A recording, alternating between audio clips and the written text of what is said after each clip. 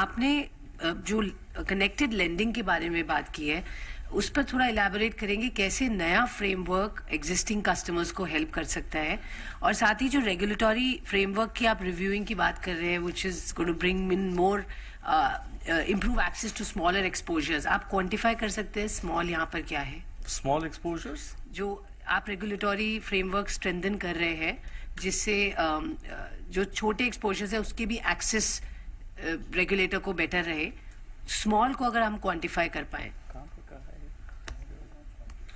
नहीं, बट जो connected lending की जहां तक आप पूछ रहे हैं, connected lending deputy governor Rajeshwar Rao ने उन्होंने ऑलरेडी क्लैरिफाई कर चुके हैं। You see, connected lending has not nothing to do with this interconnected issue. Connected lending का अभी भी गाइडलाइंस है। मान लीजिए कोई बैंक के डायरेक्टर है, अगर वो उसी बैंक से या दूसरे कोई बैंक से बोरो कर रहे हैं, या बेसिकली कनेक्टेड लेंडिंग का मतलब मीनिंग ये है कि अ पर्सन जो कि एक पोजीशन में है जहां पे वो बैंक का डिसीजन को इन्फ्लुएंस कर सके, उसको हम ब्रॉडली कनेक्टेड लेंडिंग कहते हैं। और there are two parties which are inter related. A bank is lending to a party and there is an interrelationship already between the bank or that party. So that is called connected lending. Already we have guidelines, connected lending के बारे में already guidelines है।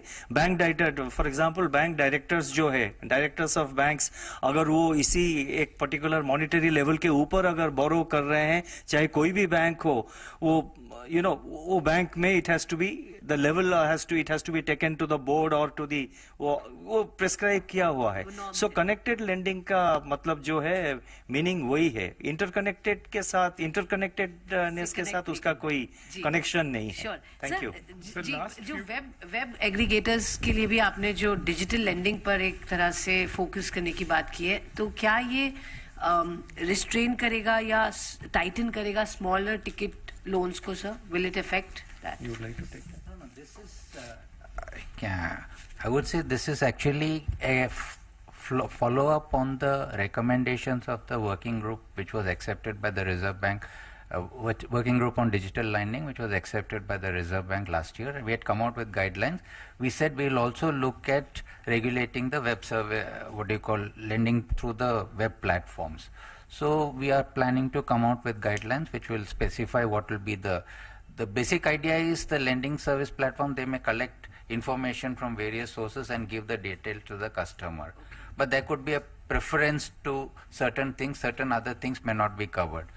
So we will kind of give them some guidance on what should, so that the borrower has full transparency on what are the rates available to him.